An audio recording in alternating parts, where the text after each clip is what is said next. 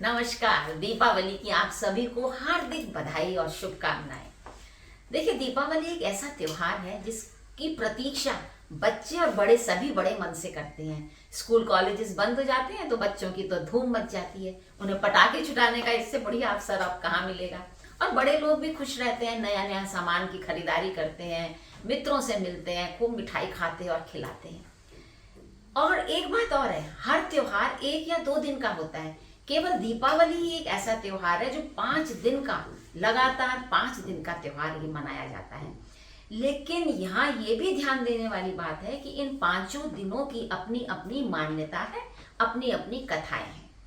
ये पहला दिन होता है जिसको हम धनतेरस कहते हैं। दूसरे दिन को हम नरक चतुर्दशी कहते हैं।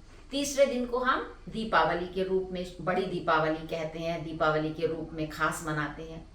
चौथे दिन को हम अन्नकूट या गोवर्धन पूजा का दिन मानते हैं। और 5वें दिन को भैया दूज कहते हैं। अब इन 5 दिनों की क्या मान्यताएं हैं, इनके नामकरण क्यों पड़े हैं इस प्रकार से, इस पर थोड़ी सी नजर डालते हैं। पहला है धनतेरस। धन और तेरस 2 शब्दों से बना। तेरस का अर्थ है त्रयोदशी और धन, क्योंकि भगवान धन्वंतरी आज ही के दिन समुद्र मंथन में से प्रकट हुए थे। तो जब वो प्रकट हुए तो उनके एक हाथ में तो आयुर्वेद की पुस्तक थी और दूसरे हाथ में एक सोने का कलश था जिसमें अमृत भरा हुआ था, जिसका पान देवताओं ने किया और वो फिर अमर हो गए। तो इन दोनों का सांकेतिक अर्थ है। जो आयुर्वेद की पुस्तक है वो इस बात की पुष्टि करती है कि आयुर्वेद भारत की ही संपत्ति है, भारत में ही इसका जनक हुआ है। दूसरा, यदि हम और आप सभी आयुर्वेद से जुड़कर रहते हैं तो हमारा तन, मन और मस्तिष्क हमेशा स्वस्थ बना रहेगा। दूसरे हाथ में उनके सोने का कलश है। सोने के कलश का सांकेतिक अर्थ ये हुआ कि यदि आप भी अपने घर में धनतेरस के दिन कोई बर्तन खरीद के लाते हैं तो वो बर्तन आपके लिए, मतलब वो दिन आपका बहुत शुभ है बर्तन को लाने के लिए। तो इसलिए ज्यादातर बर्तनों वालों की दुकानों पर बहुत भीड़ रहती है। आज के समय में हमने उसमें और भी कुछ जोड़ दिया, जैसे हम आभूषण खरीदना बड़ा शुभ मानते हैं, तो जितनी भी सोने की दुकानें हैं वहां पर महिलाओं की खूब खचाखच भीड़ लगी रहती है। इसके अतिरिक्त वाहन खरीदना भी लोग शुभ मानते हैं, कोई फर्नीचर लाना अपने घर में शुभ मानते हैं।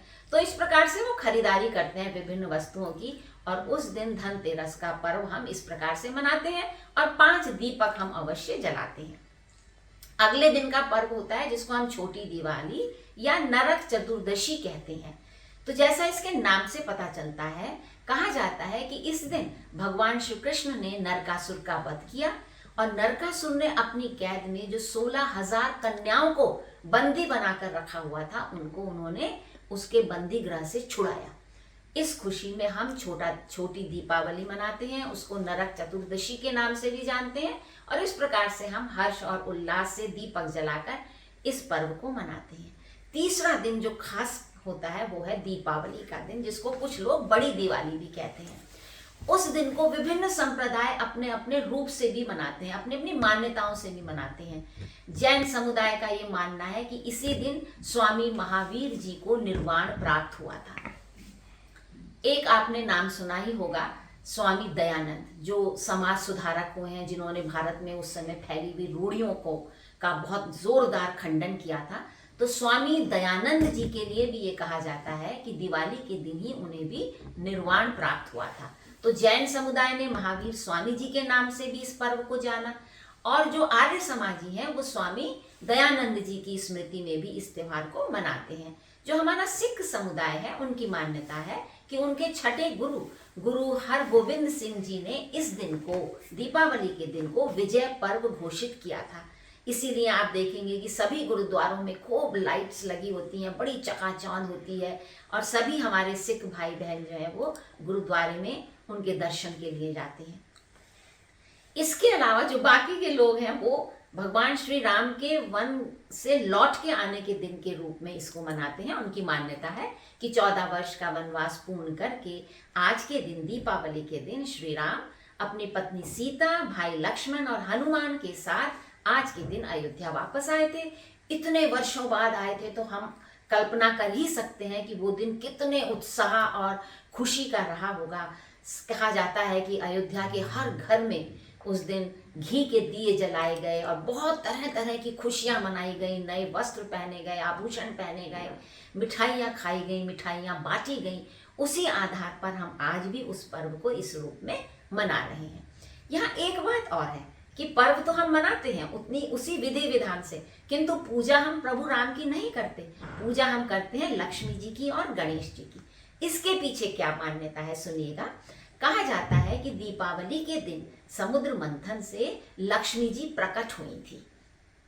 अब आप और हम तो जानते हैं कि लक्ष्मी जी की ही यदि कृपा बनी रहती है तो हमारा घर, परिवार और व्यापार सभी समुचित ठीक प्रकार से चलता है।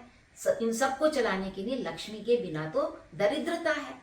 तो इसलिए हम लक्ष्मी जी का आह्वान करते हैं, घर को खूब सजाते हैं, ताकि द्वार को खुला रखते हैं, दीपकों की रोशनी रखते हैं कि ताकि लक्ष्मी जी हमारे घर में प्रवेश करें और उनकी कृपा से हम रिद्धि सिद्धि को प्राप्त करें। अच्छा, लक्ष्मी जी के साथ विष्णु जी का जोड़ा है, लेकिन विष्णु जी की उपासना नहीं होती। लक्ष्मी जी के साथ उपासना होती है गणेश जी की, जबकि राम जी के साथ होती है सीता जी की, कृष्ण जी के साथ राधा जी की, शिव जी के साथ पार्वती जी की। लेकिन दीपावली के दिन लक्ष्मी जी के साथ गणेश जी की पूजा होती है। इसका एक विशेष कारण है। गणेश जी जो हैं वो देवता हैं बुद्धि के, जो समस्त अमंगलों का नाश करते हैं, जो मंगल देने वाले हैं, आपके विघ्न विनाशक हैं। इसीलिए जब लक्ष्मी जी आएंगी तो लक्ष्मी जी को संभालने के लिए आपको किसकी आवश्यकता है? विवेक की, ज्ञान की, बुद्धि की। इसलिए लक्ष्मी जी के साथ जो जोड़ा है वो है गणेश जी की उपासना किए जाने का विधान है। तो आशा करते हैं कि आप भी विधि विधान से लक्ष्मी गणेश जी की पूजा करेंगे और आपके घर में लक्ष्मी जी का प्राकट्य होगा और गणेश जी की भी कृपा बनी रहेगी। दिवाली के अगले दिन का त्योहार होता है जिसको हम कहते हैं अन्नकूट या गोवर्धन पूजा का दिन। इसके पीछे की मान्यता क्या है? कहा जाता है कि इस दिन भगवान श्री कृष्ण ने इंद्र के प्रकोप से क्या हुआ था कि यमुना में बाढ़ आ गई थी। तो समस्त जो गोकुलवासी थे वो बाढ़ में डूबने की सी स्थिति में आ गए। तो भगवान श्री कृष्ण ने उनकी रक्षा की। किस प्रकार की? उन्होंने अपनी उंगली पर गोवर्धन पर्वत को ऊपर उठा लिया, जिसके नीचे समस्त गोकुलवासियों ने आकर शरण ली, जिससे उनकी जान बच गई। तो उन्हीं की स्मृति में हम गोवर्धन पर्वत की पूजा करते हैं। उत्तर प्रदेश में तो इस त्योहार को बहुत धूमधाम से मनाया जाता है और जो भी कृष्ण भक्त हैं वो उस दिन भगवान श्री कृष्ण के विभिन्न प्रकार के व्यंजनों का भोग लगाते हैं। कहते हैं कि इस दिन अगर आप 56 प्रकार के भोग व्यंजन बना के भगवान श्री कृष्ण का भोग लगाते हैं तो वो बहुत शुभ माना जाता है। और साथ ही भोग लगाने के साथ ही साथ यदि आप अपने कुटुंब के लोगों को, परिवार के जनों को, समस्त बेटी, दामाद, बहू, बेटे, बच्चे, बुजुर्गों को आमंत्रित करते हैं और भोग खिलाते हैं तो ये आपके परिवार को संगठित करता है, खुशहाली लाता है। तो इस प्रकार से हम अन्नकूट का पर्व मनाते हैं। और 5वें दिन जो कि भाई दूज कहलाता है, द्वितीया का दिन है। भाई दूज के नाम से ही समझ में आता है। इसके पीछे की एक छोटी सी कहानी है कि मान्यता है कि यम देव जो थे उस दिन अपनी बहन यमुना से मिलने आए थे। बहन बहुत खुश हुई और उन्होंने भाई के माथे पर तिलक किया, उनको मिठाई खिलाई, उनकी आरती उतारी और फिर खुशी में अपने हाथ से बनाकर उनको भोजन कराया।